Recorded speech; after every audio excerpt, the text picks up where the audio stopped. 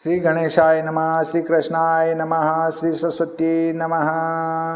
देखिए, आज आपको श्रीमद्भागवत महापुराण के 10वें स्कंद का 25वां अध्याय श्रवण कराता हूँ। आप प्रेम से मन लगाकर श्रवण कीजिए।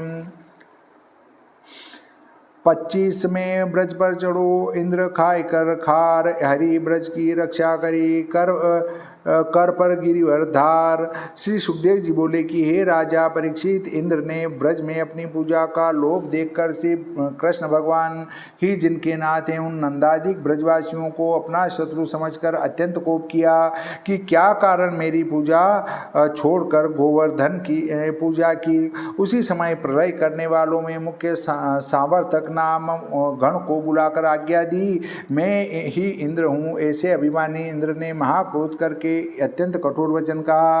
अहो, बड़े आश्चर्य की बात है, वन के रहने वाले गंवार, गायों के चराने वाले जाति के ग्वालियों को लक्ष्मी का कैसा मत हुआ है, जिन्होंने मनुष्य कृष्ण का आश्रय लेकर मैं सुराधीश इंद्र हूँ, मेरा अपराध किया और कुछ आगा पीछा न विचारा। सत्य है मूर्ख, कहीं ज्ञान सिखाने से ज्ञानी हो सकता है।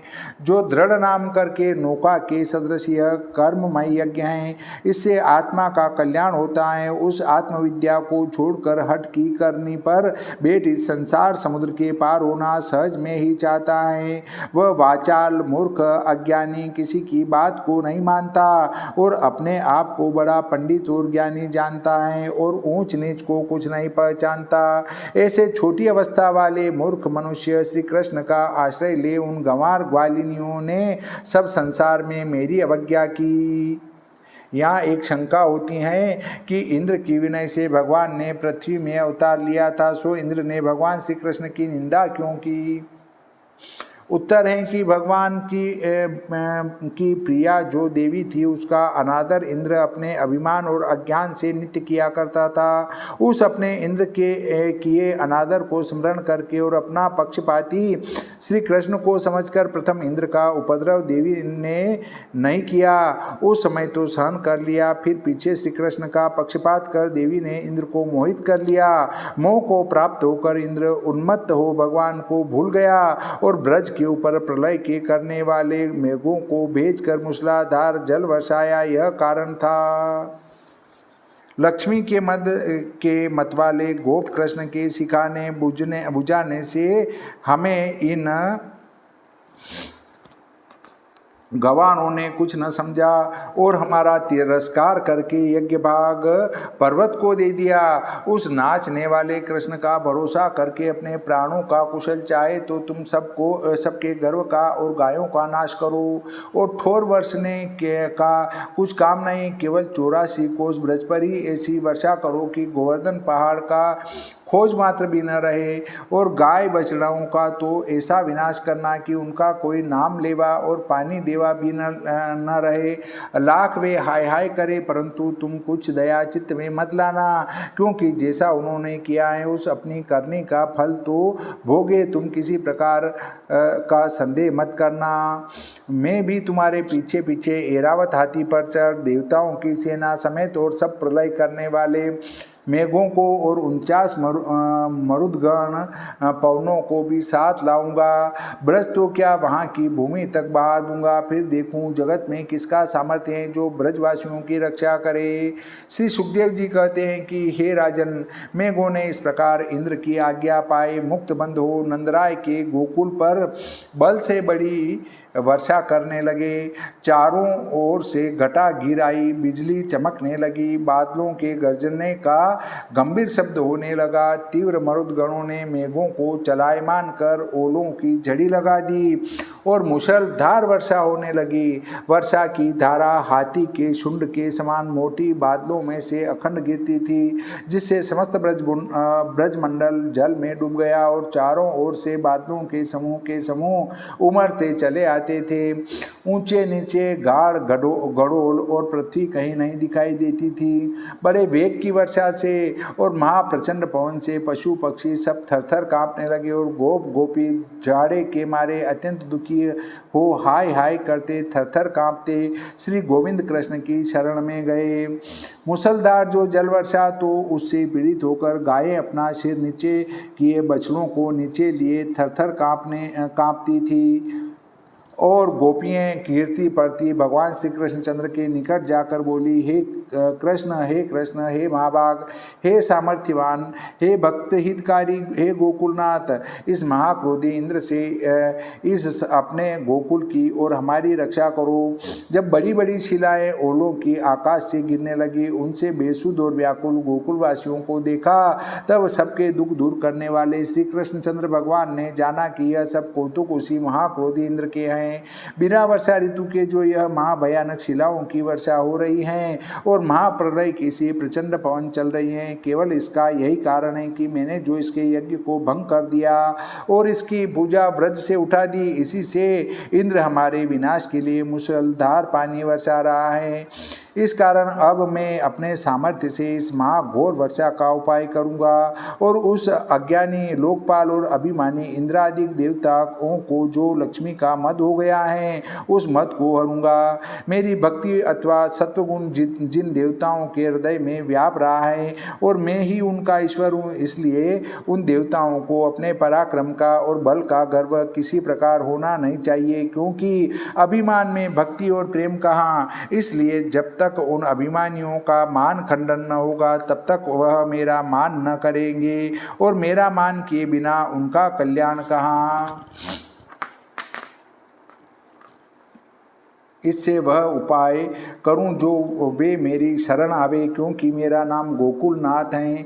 जब मैं ही गोकुल का नाथ होकर गोकुल की रक्षा न करूंगा तो और कौन रक्षा करने आवेगा, क्योंकि सब गोकुलवासी मुझको ही अपना प्राण आधार समझते हैं और मुझको ही अपना तन मन धन जानते हैं। यह सब मेरे ही दर्शन की अभिलाषा करते रहते हैं, मेरे समान और किसी दूसरे को नहीं मानते। यह नटवर रूप धर लीला मात्र एक हाथ से गोवर्धन पर्वत को उखाड़ बाएं कर की कन अंगुली पर धर ऊपर को उठाकर ब्रजमंडल पर छत्र के समान तान दिया।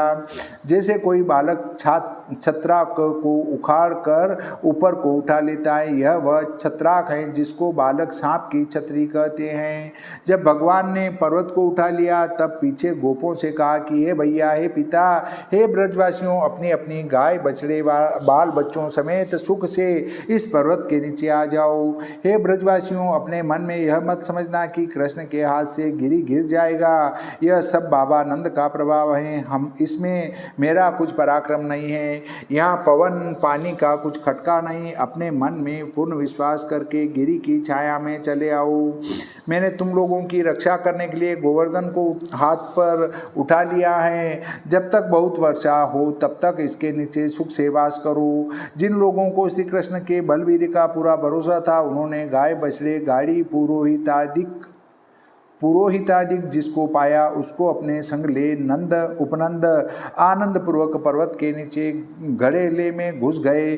उस समय सब श्री कृष्ण के मुख की ओर को निहार रहे थे, न किसी को भूख थी न प्यास थी। उस दिन ब्रजवासी भूख प्यास तज चकोर की नाई श्री कृष्ण चंद्र के चंद्रमुख को ही देखते रहे और श्याम सुंदर भी 7 दिन तक पर्वत को धारण किए एक ही ठोर जहाँ के तहाँ खड़े रहे, एक तिल भर भी चरण को नहीं सरकाया। और मेघ उसी प्रकार मुसलधार जल बरसाता रहा, ओले पड़ते रहे, चपला चमकती रही, परंतु ब्रज का कुछ नाश नहीं हुआ। यह बात सुन इंद्र चकित हो गया और कृष्ण के योग बल का प्रभाव देख अपने मन में बड़ा आश्चर्य मानने लगा और अपनी प्रतिज्ञा की अवज्ञा देख अत्यंत व्याकुल हुआ और सब अज्ञान अभिमान धूल में मिल गया। मेघों को वर्जने लगा कि अब तुम्हारा बल यहाँ नहीं चलेगा। अब आकाश में बादल छिन्न भिन्न हो गए, सूर्य नारायण उदय हुए, भयानक वर्षा और पवन चलने से बंद हो गई। तब गोवर्धनधारी श्री कृष्ण मुरारी ने गोपों से कहा कि हे गोपों, स्त्री बालक गाय बछड़ों को लेकर तुम इस पर्वत के नीचे से बाहर निकलो, डरो मत। अब पवन वर्षा थम गई, नदियों का जल भी उतर गया। तब बांके बिहारी की मधुर वाणी सुन सब गोप अपने अपने बाल बच्चे और गायों के समूह को ले लेकर गाड़ियों में सब वस्तु धर धर कर स्त्री बालक वृद्ध सब सहज सहज में निकले। सर्व सामर्थ्यवान भगवान श्री कृष्णचंद्र ने सब ब्रजवासियों के सम्मुख पर्वत को जहाँ का तहाँ रख दिया। प्रेम में प्रफुल्लित हो सब ब्रजवासी परस्पर आकर यथा योग्य मिलने लगे और स्नेह भरी गोपियाँ आनंद पूर्वक दही अक्षत जल से पूजन कर मांगलिक आशीर्वाद देने लगी। यशोदा, रोहिणी, नंदराय और बलियों में बलवान श्री बलदेव जी महाराज श्री कृष्णचंद्र को हृदय से लगाकर स्नेह में मग्न होकर बारंबार आशीर्वाद देते थे।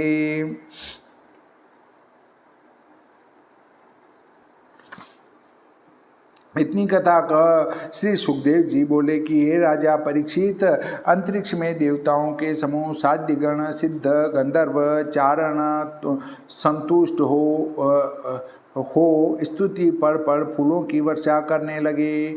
हे राजन, स्वर्ग में देवता शंख और दुंदुभी बजाने लगे। तुम्बुरु आदि गंधर्वपति श्री मुकुंद भगवान के गुणानुवाद गाने लगे। फिर नंद, उपनंद, बलराम सहित मनमोहन प्यारे मित्रों को संग ले ब्रज में आए और गोपी परमानंद देने वाली वनमाली श्री कृष्ण की मनोहर लीला गाती चली आती थी। इस प्रकार आनंद सहित सब अपने अपने घर आए। श्रीमद्भागवते महापुराणे दशम स्कंदे पूर्वार्धे भाषाटिकायां गोकुल रक्षा निरूपणम नाम पंचविंशोऽध्यायः। श्री कृष्णचंद्र भगवान की जय, श्री रामचंद्र भगवान की जय, सरस्वती मैया की जय, श्री गणपति जी महाराज की जय, बजरंग बली की जय।